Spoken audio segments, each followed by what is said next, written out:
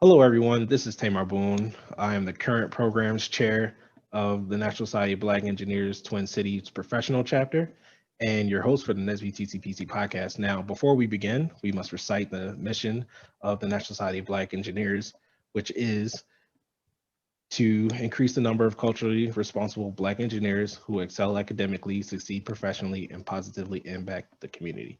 Now we'll be introducing our guest, Miss Alex Merritt, who is our current chapter sponsor. So, Alex, can you tell us a little bit about yourself? Yes, thank you first of all for having me here. I am a mechanical engineer by degree. NSBE is the reason I completed it. Yep, same here. Hail from Region 5.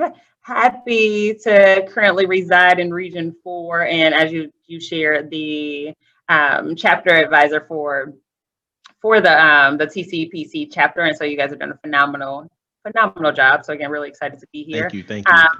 I've been in NSBE, feels like forever. I'm lifetime member number 220. So serious about this NSBE mission and everything that we're doing here. Like I said, I owe a lot of my success in engineering for sure to NSBE. Cool. Yep, same here. Like I know for me, I as soon as I got into college, like I was kind of ingrained. Definitely know if it was like literally I attribute all my professional success to Nesby. Like literally how I got all my internships, my first job, my current job now, like literally all through Nesby. That's how I met. I mean, I'm my current professional role. I met was an internship through NSBE, and I've been with them full time for 17 years. So. Oh, that's good. So, yeah, I'm about to say I literally just switched jobs after only being there for 3.5. Cool. So to those who don't know you, you have the nickname, the Love Engineer, that we like to give you. You give us our good talk on every February, talk about love and things like that. From that perspective. So how did you get that nickname? It's funny. I have always had this insatiable curiosity about how and why things work, particularly relationships. And so I created Dessert and Discussion. I bring men and women together, talk about love, sex, relationships. And someone, actually, I was at an event here in the Twin Cities. So probably about 5 years is where I got the title, if you will, that I love and adore now. But I was walking into an event, and then how people like talking about you walk in, and somebody was like, "There she is," and I was like, "Wait, what's happening?" And so I go over there and I meet this gentleman, and he was like, "I heard you do this Dessert and Discussion thing," and we go on. And he was like, "What's your background?" Right? Because everybody's expecting usually like a psychologist or a sociologist or somebody like that. And I was like, "I'm a mechanical engineer by degree." He was like, "You're like a love engineer?" And when he said it was like the heavens opened up, I was like, that's the title I've been looking for. I was like, I've been looking for that. And so that is how the love engineer came to be. He literally was like, "So you're like a love engineer?" I was like, "Yep, I'm like a love engineer."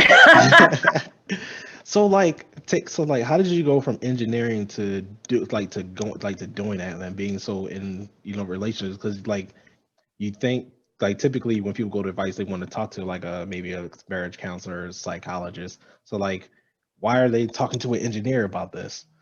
Because engineers, as you know, are logical, practical, and we make things make sense. But more than that, like I said, it started because I didn't go into this wanting to help people with their relationships. I went in it because I had questions about relationships, right? Again, so as an engineer, you learn a lot of things in engineering school. Relationships is not one of them. That is very true. Except I did in the sense that informally, because my college roommate was a guy. The entire time, right? And so I got a chance up close and personally to see how men thought and how men process things. And I realized very quickly that it was just different, though what I had heard about why it was different wasn't right.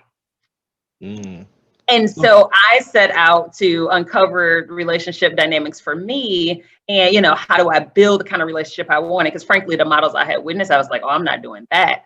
And so I took all this engineering skills. I was like, well, if it solves any problems, like somebody figured out gravity and flight. So surely, love is a force on earth like any other force, right? So all forces can be known and can be studied. And so I just happened to literally take my engineering discipline and mindset and applied it to love and relationships. And so I'm able to practically explain it to people in a way that they resonate with it. Got you.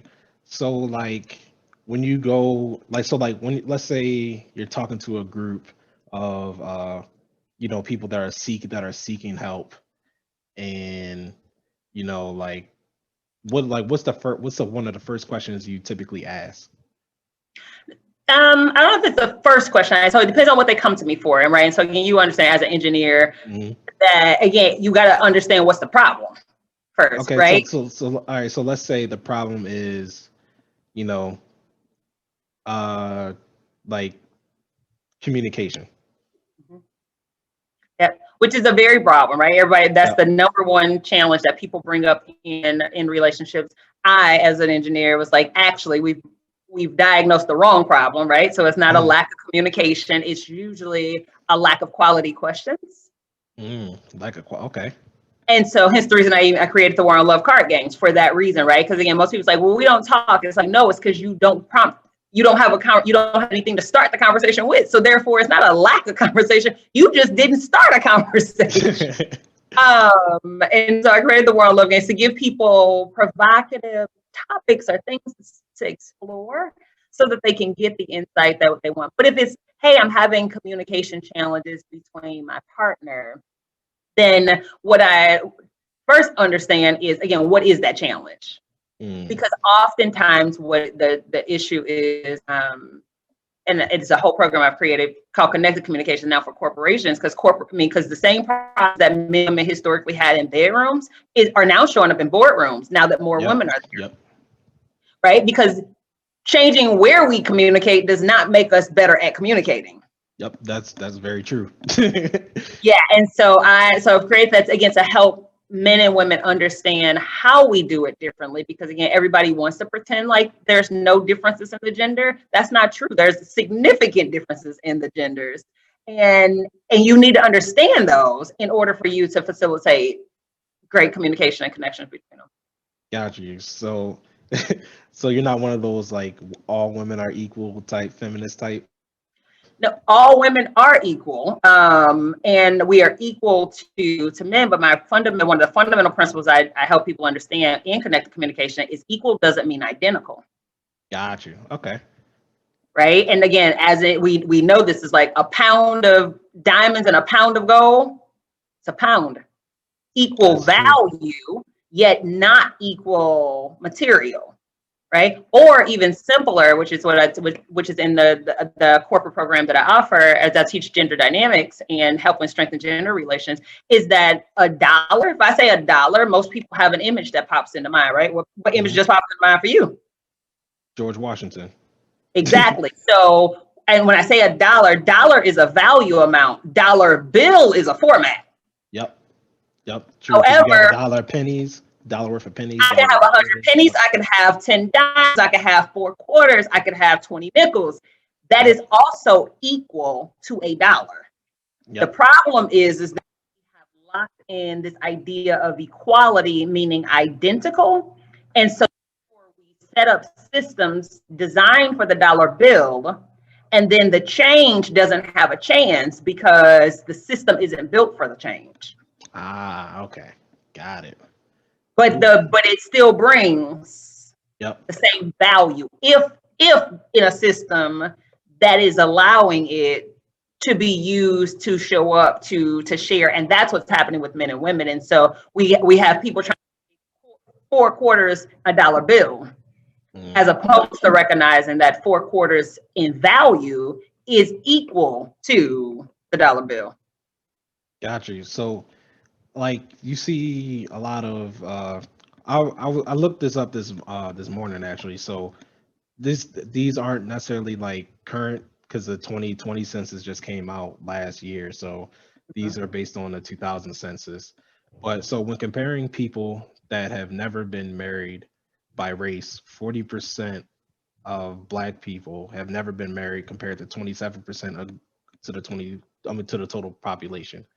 And 36% of the total Black population have Wrong stat. So there's all right. So all right. Yeah, according to the 2000 census, when comparing people that have never been married by race, 40.6% of Black people have never been married compared to 27.1% of the total population. 36% of the total Black population compared to 54%. And it is, and yeah, so it's 36% total is the total population that have never been married. 15, they're saying 15 and older.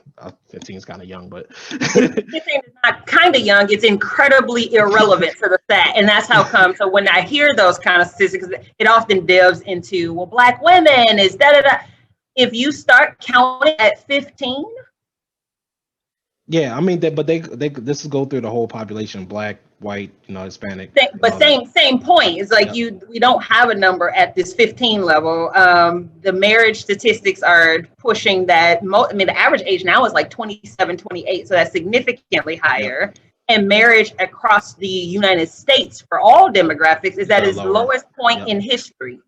Yep. Yeah. And so relationships are just shifting as a dynamic is happening because people are trying to figure out how to build relationships differently than the model before. Because getting married is not hard. It's just now our generation wants to also be happy. Got you. So so let's delve into that. So what do you think the difference between I would say the current generation versus the generation that were, let's say, the 80s and 60s and 50s and things like that? What's the difference between there? A number, there's plenty, right? There's plenty of them. I created what I call the Avali relationship theory, because what's an engineer without a theory, right? So as the love engineer, the Avali relationship theory is the theory that I've created to explain the evolution of relationships. And I use the phone, right? Early 20th century relationships are like the rotary phone.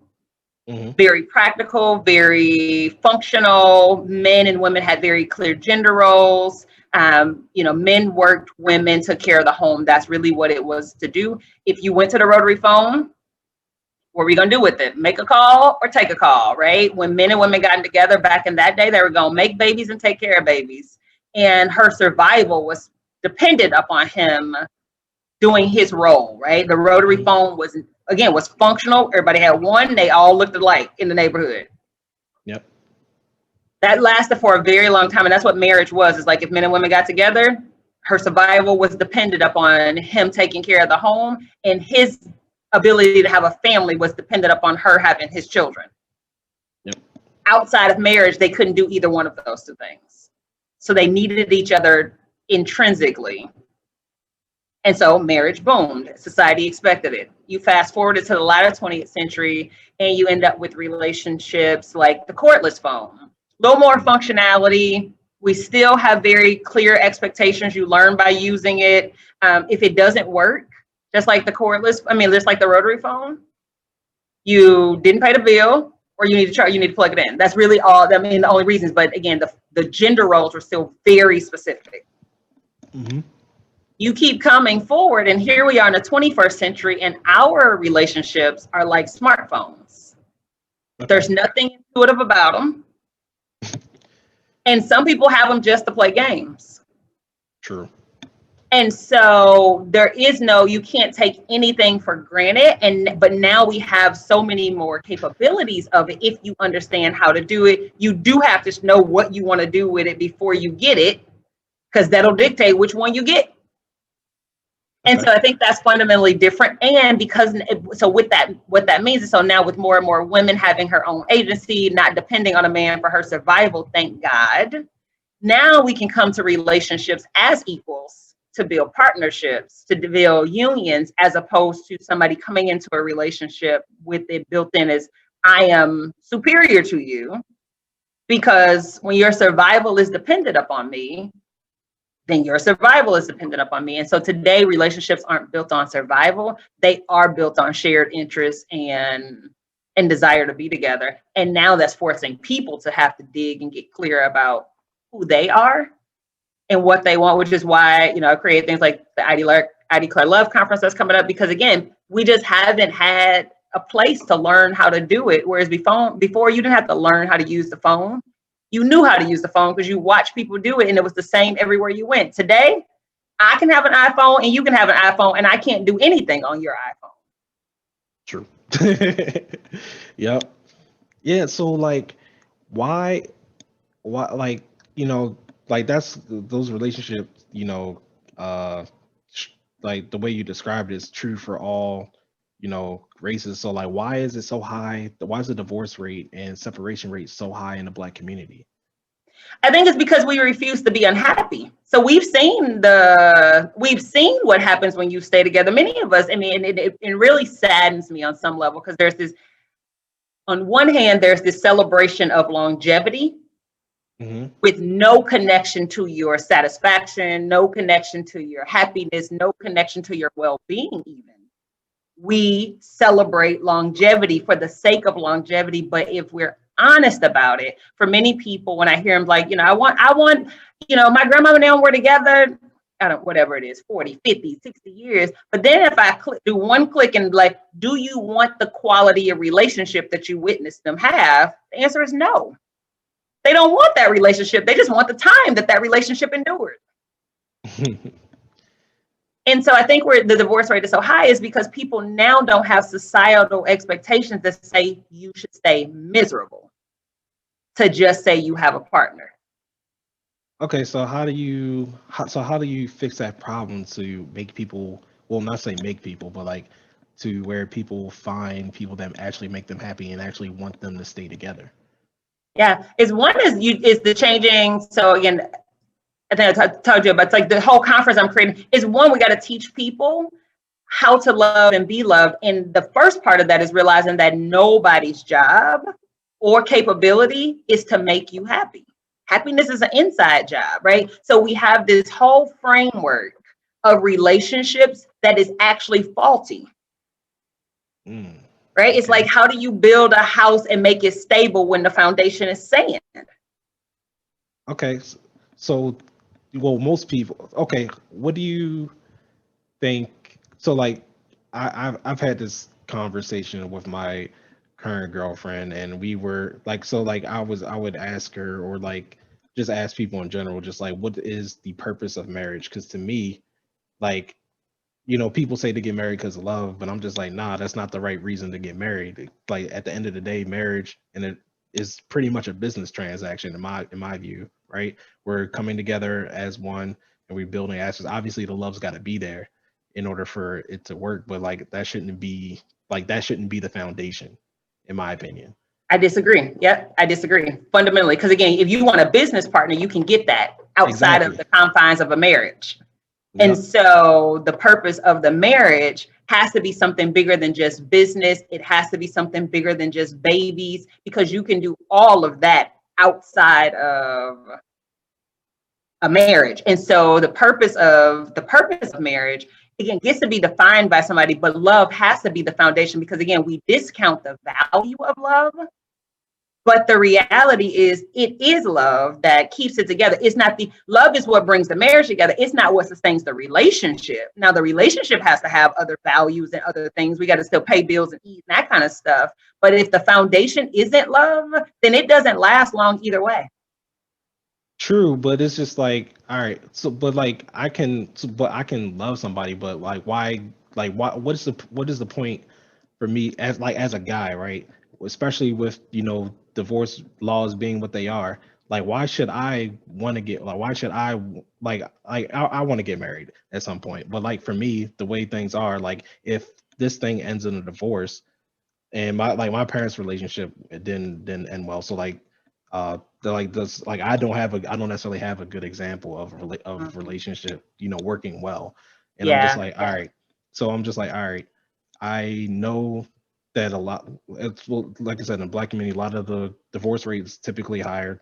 I mean, it's higher overall now, like in the way the divorce laws are, like by me getting married and it not working, chances are, the way things now are, pretty high. Why would I set myself up for that, potential failure and end up ruining my life because of that? Yeah, no, and you shouldn't going in honestly with that saying. You have to be able to answer that and see the value. So it's kind of like the same thing, right? It's like going to engineering school. Like, why would I go to engineering school. It's the hardest major there is, undergraduate. It's going to be long, but you see value outside of it, though you're going to endure the journey of it, even if you don't, it's not well. And when relationships, and that's why I teach a lot of relationship development, because again, we have to intrinsically know why it matters to us, not some external, like because somebody said I should, or because there's no answer I'm going to give you, because you're right. You have a model that says, hey, according to these statistics, here is the thing that is generally, it only is an intrinsic deal. And so if it's not to build a more powerful, to enter into a divine union is my word, because marriage as the traditional marriage, I don't want no parts of it personally. That's just not my thing. Traditional in the sense of like the religious context, or traditional in the religious, traditional in the religious expectation context, right? So marriage comes with so many expectations. Yeah, because I didn't know if you were talking about in a religious context or just like the reason why marriage was created in general, which is mainly just to have lineages and stuff like that. All of that, actually. So when I say traditional marriage, I mean everything that comes with it, because oftentimes the reason why so many marriages fail, which is why you see people who will be together for 20 years and then get married and divorced after a year and a half, right? It's insane, but because marriage comes with all of these expectations and these scripts that people are expecting somebody to do. Whereas, again, as a love engineer who creates and builds things, I'm like, we could actually create this the way we want it. If the partner you go into it with, you share the same values, you build it together, but more than that, you know what you want, right? The fear that most people have that you're speaking of is because what we're processing is, I know what marriage is supposed to be, I think. Yep. I've seen it fail many times. Mm-hmm. So what you're asking me to do is to jump into this ship that is sinking. Yep. Yeah, or I get to build my own ship, set out on the seas of love, confident that the boat I created, I at least know how I built it. So if we run into some challenges, we know how to repair this. I don't know how to repair you deciding if you the lead head of the house or who gonna cook, or because those are not, I didn't create that. And it doesn't actually matter to me. Okay.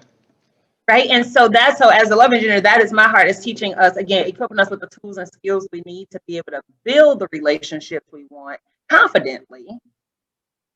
So that, again, hey, what did we agree to in our marriage? This is important. And then we can revisit that, as opposed to like, no, if you're married, you're supposed to do this, right? Anytime there's supposed and shoulds, and marriage comes with a lot of those in the traditional sense, then it's a flag for me usually that you're not living your life, you are living somebody else's script. Got you. So what would you, so are you religious at all? I am. I'm a Christian, baptized in the Jordan River, the whole nine. So if you grow up in that sense, like, and technically as Christians, we're supposed to follow, marriage according to the Bible. Like, I feel like what you're saying kind of conflicts with that traditional sense, right? It does. Yeah. So yeah, like, it absolutely does. So I guess like for those, people that are, I guess religious and follows that particular type of ideology, like how do they go into marriage and not necessarily in like, like they want to, live in accordance to their, their doctrine, mm-hmm. But they don't want to have that same kind of, expectation or, like comes to all that marriage is supposed to have according to their doctrine, but it's more or less like more flexible. Well, I wouldn't say more flexible, more in accordance with what makes them happy, because at least nowadays, given the opportunities that women have, like I feel like this is just to me from my observation. I feel like a lot of the women would nowadays, given the fact that they have options to do other things, they would never be happy in that traditional sense. That is correct. So like I said, it's for the powerhouse women that I serve. Again, it's for women who refuse to settle, shrink, or struggle. And it is interesting when Christian folk use the Bible as a reason, because first of all, the marriage formula that we know is not from the Bible. That's very true. So first of all, it didn't come from there. That is man-made, the whole format, actually. And so first of all, it's like we can stop that story because that's not biblical. There is no Bible wedding, just none of this, right? We've created that. Oh, and by the way, in that same Bible, it talks about slavery, but somehow we've decided that that's not okay. Yep. And so realizing that the Bible is an account, it is definitely the word of God. Like I said, I've been to Israel, the whole nine. And it's interesting, my trip to the Holy Land gave me much more clarity on the idea that, no, we're just making them. Why? Because they don't even agree in Israel where the tomb is. There's two of them. There's two Calvary Hills in Israel. The place is as big as New Jersey. It's not a big place. I was like, wait, how do we get this wrong? And so my point being is that being willing to separate religion and its doctrines from a relationship with God is important, because religion and its doctrines will have you running around living up to a standard that is not biblical to begin with. Okay. Right? We're not getting into marriages where you can have 300 wives and 800 concubines like Solomon did in the Bible. So how we're picking and choosing what we refuse to adapt to is amazing, but yet we are willing to get into this box of relationship that does not work, again, which is the strangest thing. There are plenty of aspects of relationships in the Bible that we don't follow today. And so how all of a sudden we are going to lock and load on what a woman's role is and what a man's role is in the time where they didn't have running water and electricity is interesting, to say the least. Gotcha. Yeah, people, it's especially like fundamentalists. I can't listen to those kind of people. I'm just like, a lot of the things that they thought of, it doesn't. I get the basic principle. Some of that stuff doesn't really apply today, and what you'll see from them is just like the world has changed, but the doctrine and everything is still supposed to be true. And I'm just like, I don't know, how do you live a happy, fulfilling life like that? Yeah, the spirit of God is within everybody. Is what is according to all the books, right? Is that so? If God lives within me, then I can access that God, same spirit, same power, and then know that God didn't put me here to be miserable. There's no way. Yep. And so being willing, it takes courage though, because it's easier to jump into the traditional format, have it fail, and then blame the structure. Okay. But as you decide, I get to create this relationship the way I want it, it requires a different level of responsibility and accountability to be the man that I know I'm created to be the woman I'm created to be, and also being willing to break from the tradition of society, right? Because one of the common ones that comes up is like, who's gonna cook? I know plenty of men who are like, I actually like cooking. I'm fine with it. I don't mind cooking. I don't like doing the dishes, but I like. Right. So then we can talk about, hey, in our marriage, I mean, we have to eat and the house has to be clean. In our marriage, let's talk about how that happens. For some people, it's like, we're gonna bring in a chef and a maid. And if that lets us be happy in our marriage, then it is successful. Versus this, the man has to cut the grass. Why would that be the case when the little boy down the street will make $20 to cut it for you, and you can go do something else with your time? A lot of the things we now know as traditions are because they were necessities for people back then, right? It's like he bought her a vacuum cleaner and she thought it was the best thing ever because she was cleaning that carpet with a broom. Yeah. So a vacuum cleaner is a step up from the broom. He gave her time back. You buy me a vacuum cleaner today, I'm like, yeah, no. Why? Because I have a vacuum cleaner.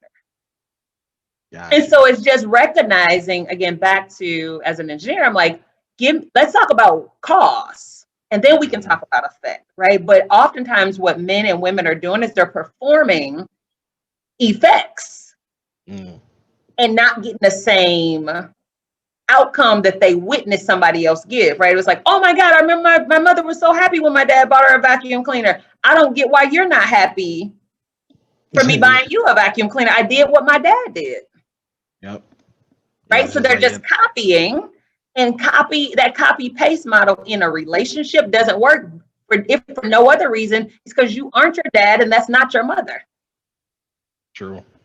So I guess another question I had was like, so like I know, like I said earlier, like marriage is kind of like a business relationship. Like you can find love and not necessarily get married. You can find all the things that you want and not necessarily get married, right? So I mean, you can have long-term relationships and that don't end in, that marriage certificate or whatever.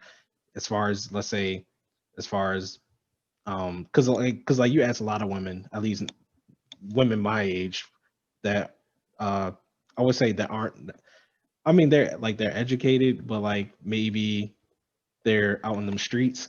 they'll be like I'm the prize. Like when you ask them like what do they offer or bring to the table, like I am the table, I am the prize.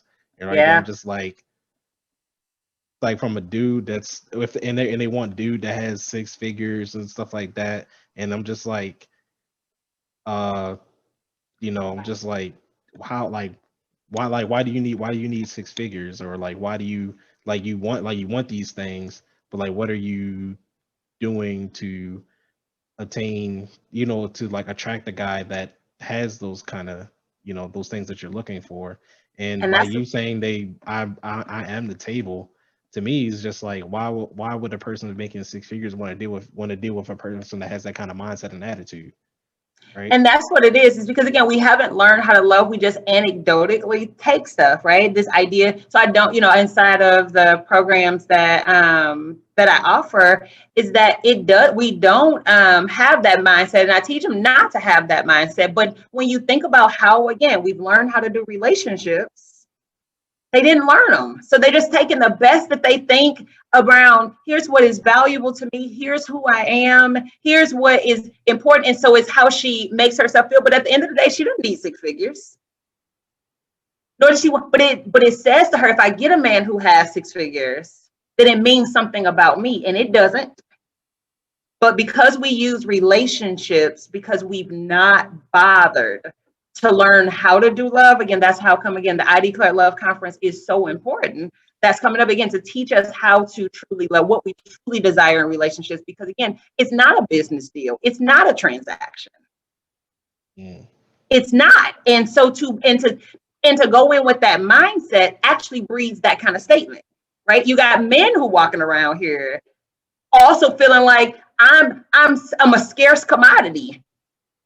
True. So therefore, I'm going to ration myself out, or worse, I'm going to enter into these relationships with no commitment because I feel like I can choose anybody. Nobody is connecting in the relationship, actually.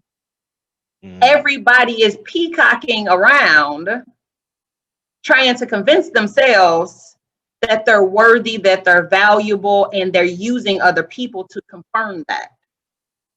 That will always leave you disappointed. Gotcha. Okay. And so being able to get intrinsic value, know what you really value in a relationship, know what you really desire. And then you don't have to run around like, I'm a prize. And I tell people all the time, it's like, no, we don't, you're not a prize. Because I don't know if you've ever earned a prize. It often has diminishing value. Yep. And the person who gets it often feels like they paid more than what it was worth every time. Yep. Because prizes don't usually live up to their worth. It's usually the thing you get for some effort you put in, but you usually put in you invest way more than the thing is worth. And that's how prizes are often felt. True. Gifts, however, are different. Yeah, I was about to say, yeah, you put in all this work in to get a belt, but then at the end of the day, it's like, all right, I worked all this hard, got this belt or gold medal, and it's like, to be honest, like, was it really worth my Like as far, like was it really worth my time after that? Like Yeah. after all that stuff? And many people conclude no, and that's also why they divorce.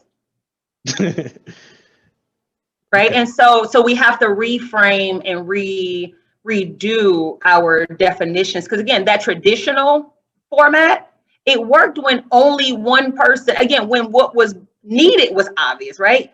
Mm-hmm. She needed him to take care of her. Or she didn't get taken care of because literally she couldn't work, she couldn't survive. And so the value proposition in the relationship was clear and obvious. Men knew what it took to get valued and appreciated. He literally was risking life and limb. I was reading Dr. Miles Monroe's book, Understanding Man's Purpose, and he also has a companion book, Understanding Women's Purpose. Like, I'm an avid reader, right, about relationship stuff, have been for a very long time.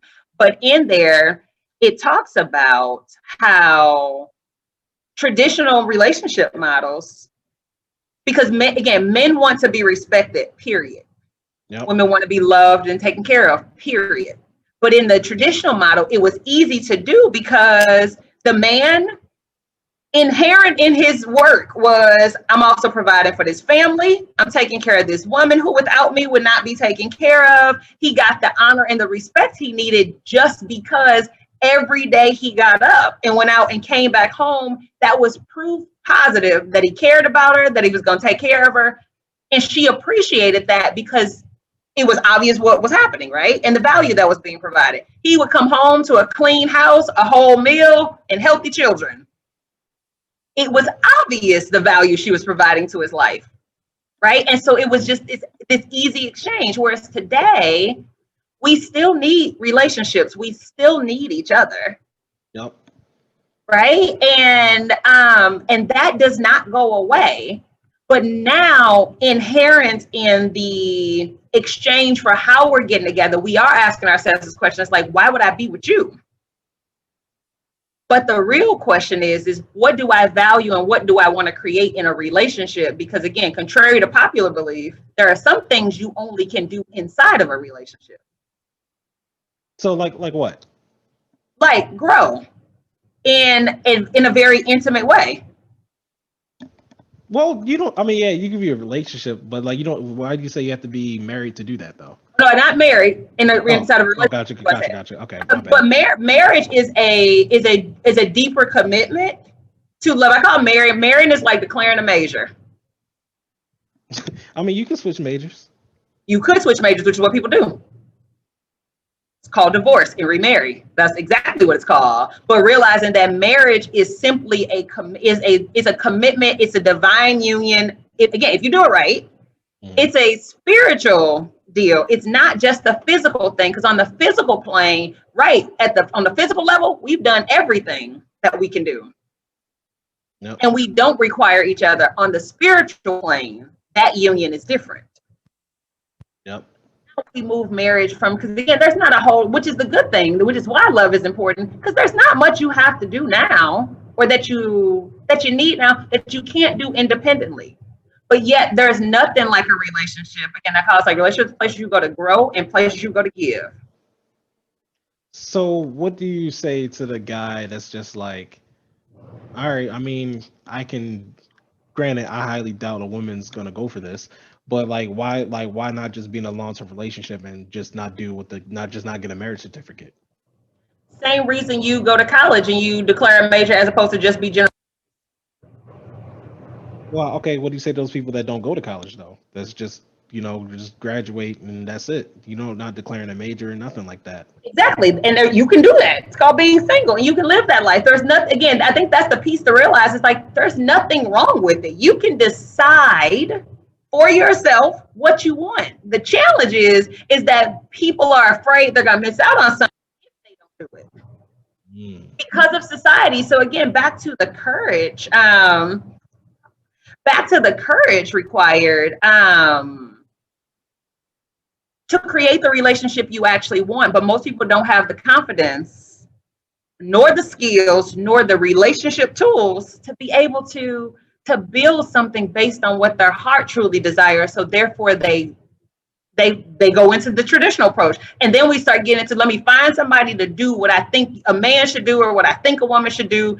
Get in it, get a man, get a woman, find love, all these search and rescue missions, only to be like, I got married. And then they get married. And the happiest day of their life is the wedding.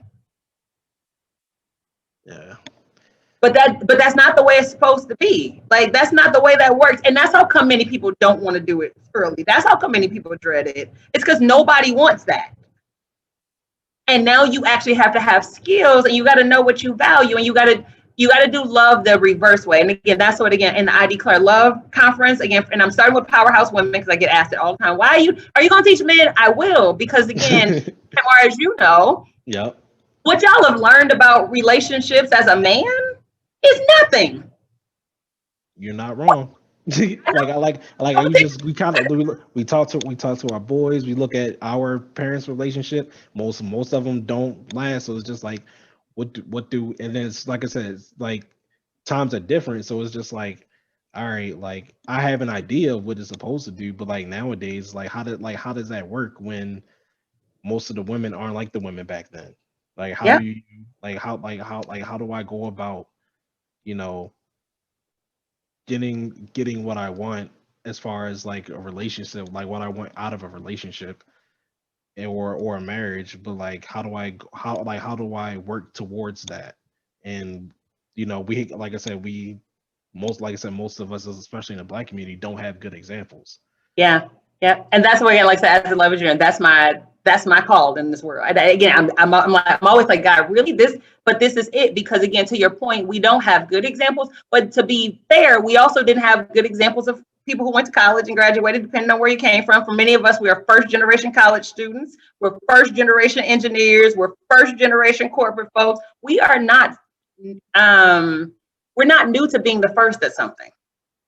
And so if we're the first generation of people to have relationships built on love that are lasting, that truly are about values, then so be it. So, and just like all other pioneers of anything, we will make some mistakes. But we will do it so that the next generation has a different model. Because be clear, our parents did what they had to do given what they were dealing with. Yep. Right. And so we can create it, but we do have to be willing to learn how to love and build great relationships. Is my fundamental belief about that. And that's why, again, as a love engineer, I'm like, God, thank you for choosing me and using me. Again, trust me, I'm sure my professors did not expect this. Yeah, out of mechanical engineer, then going to psychology. But it's realizing that not even from a psychology is understand, but it's it's engineering. It's understanding how things work. Yep. That's why I love STEM, because literally at the end of the day, and love engineering in general, because like at the end of the day, all engineering is about problem solving. That's it. It doesn't matter what you're doing. It's just, do you have a problem? All right, how do I solve this? And that going through college and getting that degree will teach you how to solve problems. No matter what the problem is, that's exactly it. Mine happens to be relationship problems. Again, like I said, that's why the I Declare Love Conference, which is coming up the end of the month, end of February 26th and 27th, for Powerhouse Women and the men who love us. And it's, like I say, it's just for powerhouses this time. I will do a co-ed. I promise, fellas. I promise. So follow me at the Dessert Discussion. I got y'all. But for powerhouse women who really want love, because again, to your point, the woman who has a six-figure, she has all the stuff. She really does still want to be loved, though. She still wants a man who is going to cherish her, care for her, but she doesn't know how to get that. She knew how to get a job, right? She knew how to be a boss, but nobody taught her how to truly want what she wants. And so just like you were talking, as a man, she got all these expectations of what she should want, what she should do. That's how you end up with I need six figures and a man who goes to church and da da da da da da da da. But it's like, but do you want a man like Jamal Bryant? He goes to church. She's like, no. So it's like, oh, you don't so it ain't just a man who goes to church. There's something else that you value. And so inside the I Declare Love Conference, we'll get to that, because we've learned how to do everything. So is your I Declare Love Conference? That's virtual? Do you have like a sign up? Do you have a sign up link or anything like Yep, that? it's at bit.ly/I declare love. Cool. Is there a price on that, or is it? Absolutely. There's an early bird Oh, registration is live until Valentine's Day. So that's my treat to the world. So it's only 97 for early bird registration, and VIP is at 198. And the VIP is where it is. Everything's gonna be dope, but the VIP also has a lot more perks as well as private receptions where you get to ask questions. I got some dope brothers who are going to join us as well, where you get to, again, ask your questions and get to learn how to love so you don't have to keep doing this trial and error approach. Because learning how to love inside of a relationship is painful at times. true, and waste of time. You wasting your own time, and you wasting your partner's time. And then you get to, then you get like 35, not married, and most of the time, for guys, women have biological clocks if they want to start families, and it's just like how long do I have to get to know this person before, like, all right, I gotta have kids if I want to have kids. Yeah, Like, and because that creates pressure, right? Again, it yep. creates all kinds of things. And so then you end up, going half on a baby with somebody, Mm, but still don't get what you really want in the relationship. Because again, like I said, men and women are not different in this regard. You're as a man, what do you want in a relationship? like for me, I just want somebody that's gonna love, support me the way I'm gonna do them. That's literally all I want. At the fundamental, that's those are my two requirements. That's it. Yeah. Everything else, we can figure that stuff out.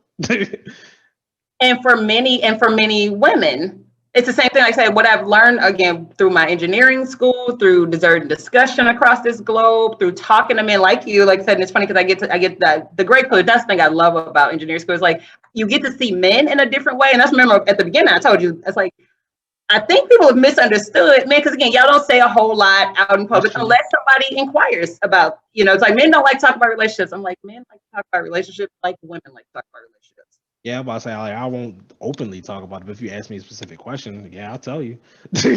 All day, every day, in a heartbeat. And so that's where we are. So we all want to be loved. We all want to be supported. We all want to be cherished. And so, Tamara, to your point again, as a love major, that's what my heart is helping us uncover what does that look like for me, Gotcha. Yep. because it's not the same. Love, supported, and cherished to you may look like X. Love, cherished, supported may look like Y to the next person. Love, cherished, supported looks like Z to the next person. However, we're using the exact same terms of love, cherished, supported. And that's how come we run into challenges, because we never define it for ourselves. And we never define it clearly enough for the other person. So they actually can't show up for that because we've also never defined it also for us. We're just hoping you figure it out. And then if I find a person who figured it out by luck, then I'm like, this is the one. And we go forward. And it's like, no. Yep. Cool. Well, I think we're coming up on an hour. Um, did you have shout out your conference one more time? We're gonna link it at the end of the video. If you also by the way, send me an email with your conference link and everything like that so we can Yeah. attach it to the video We'll and do- put we'll it in do. the description at the bottom of the video when we post it on YouTube. Absolutely. Yeah, no, it's again the I Declare Love Conference, again, for powerhouse women who are ready for love, who refuse to settle, shrink, and struggle to have it. Again, to help her, again, craft, build, have the tools and skills she needs to have the love she truly deserves and desires. Because we can all have it. Contrary to the statistics, contrary to this, it's just, again, when you're building it from scratch, it might look a little bit different, but if your goal is to be happy and to be loved and to have it be long lasting, it starts with you first, though. Mm-hmm. Not something you got to go find. It's something you have to create and cultivate from within. Yeah. Thank you. I appreciate having you on, Alex. Thank you for having me on. I really appreciate the dialogue. Thank you for the thoughtful questions. And thank you for being willing to broach this topic again as a man. Because again, so many people don't realize, again, I know how often men like to talk about this topic.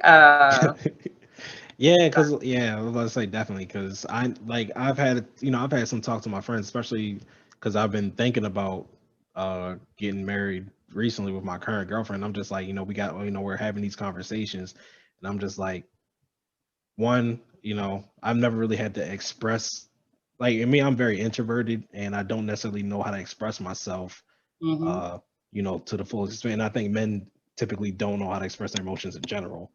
But it's just like, all right, I'm trying to express these feelings and my wants and my concerns about marriage because, like I said, I don't have a good example, and I don't want the same thing to happen to me. So I'm Yeah. just like, how do I avoid that, or how do I go into it and not end up in that same situation? So like for me, I'm just like, I'm always trying to protect myself from the, you know, possible outcome.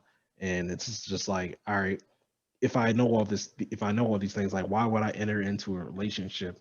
Like it's like a business type, like a business transaction. Like if or let's say I was watching a YouTube video, mediocre tutorials and reviews. I don't know if you know about their channel, but the guy on there, he was comparing marriages.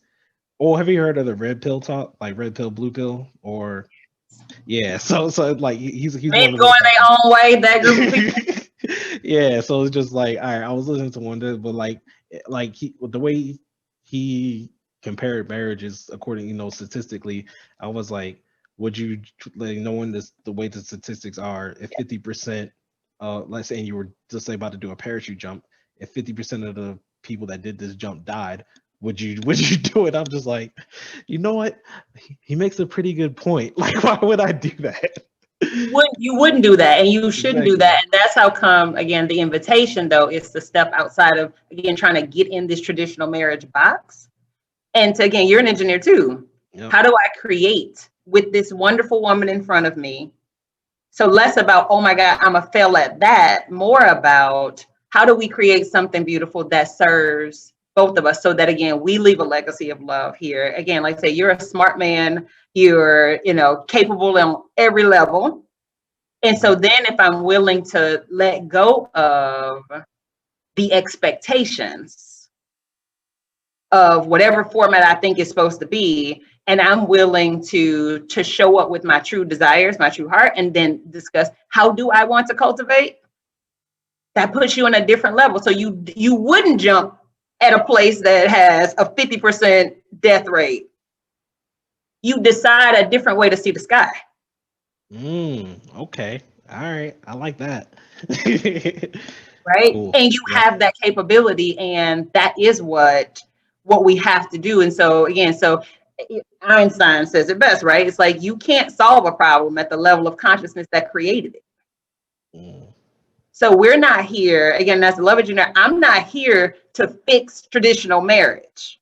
mm, I am here that we can create a different format of unions in marriage so that you get what you're looking for. Kind of like the Tesla, right? Elon mhm. Musk, the Tesla, that technology has been around. Tesla invented that a long time ago, Yep. right? Yep.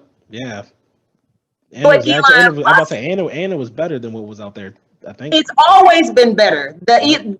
Tesla invented that a long time ago.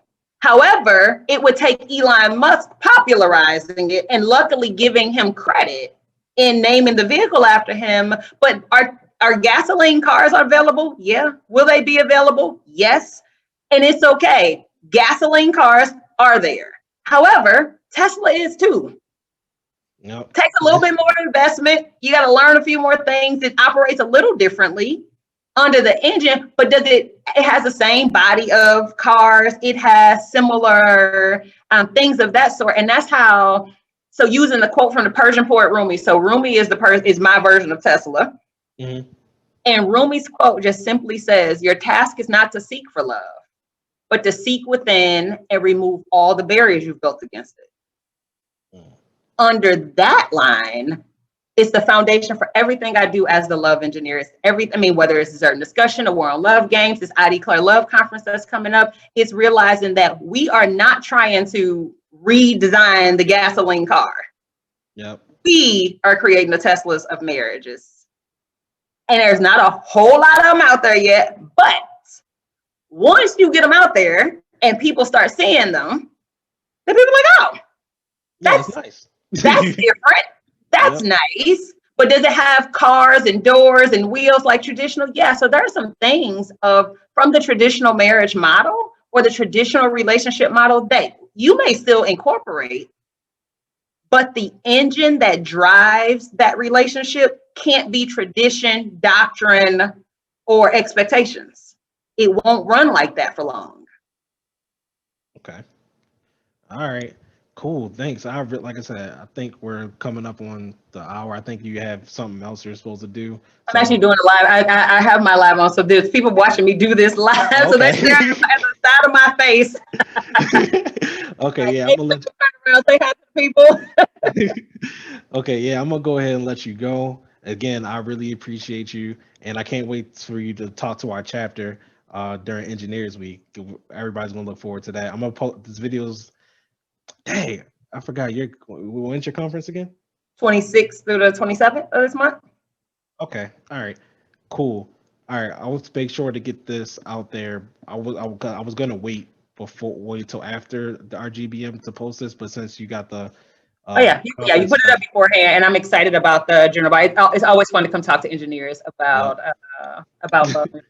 and thank y'all for always inviting me. I really appreciate it. That's how I know, again, because not that everybody else is not credible, they are. But if you can teach the engineering group and they get it, then you got it. Is how I feel about that. Because engineers are the hardest people, period, to present to. Yeah, because we're always like, well, like I said, you think like just in talking to me, I'm thinking about like logically, like why would I jump into this? So now, having had this conversation, now why would you do it? For me, I don't know. I think I just gotta reflect on what you said before I give that answer. Okay, good. Okay, fair.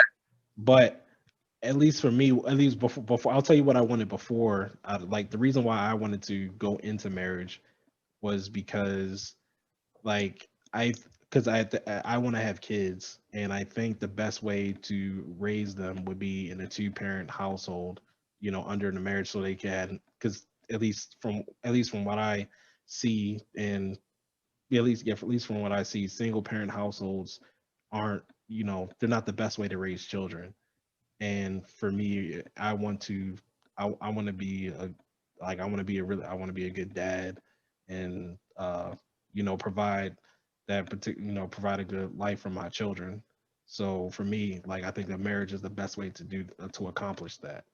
Yep. And so think about, I'll add this in, and I talk to men often, so that's a great position. Like, and many people have that, right? That's a traditional model though, right? Because then who are you as a husband? What does your wife need? Right? Because again, you can be a good dad, and that's what many men do. They're phenomenal fathers because that's what they focused on, because that's what they think. Because more importantly, if you didn't have a good dad, you know what you wanted in dad, so you can live up to that vision because you've always had that vision of what I'm going to be as a father. Yeah, well, just for clarity, like my dad was luckily, thank God, my dad was in my life. Yeah, and he literally the reason why I'm the man I am today. Like, I know for a fact if it wasn't for him, I'd be in jail. Yep. And so with that, man, so just as clear as you are about what kind of father you want to be, my challenge to you is also get clear about what kind of husband you'd want to be. Yep.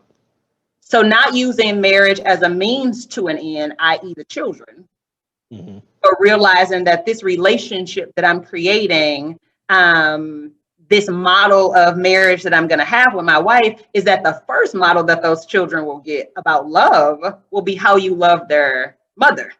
Yep. And so thinking through, so just as much clarity you have about the type of dad you would like to be, get that same level of clarity on the type of husband you want to be. And not from a standpoint of like, oh, men pay the bills and, not that, but truly from what's the experience I want my wife to have with me as her husband.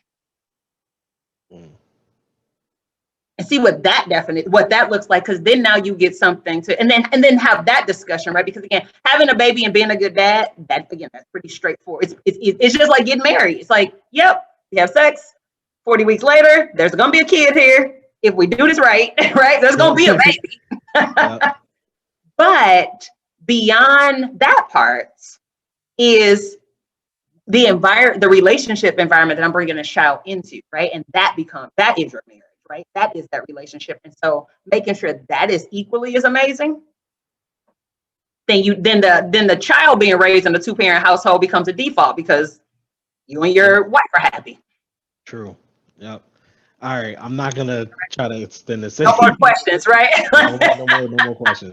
All right. Again, thank you. Remember to send me the link so we can promote your conference. Okay, we'll do. Yep. And again, thanks for I want to thank you for coming on to the channel. Thank you. Having me. Thank you. Bye.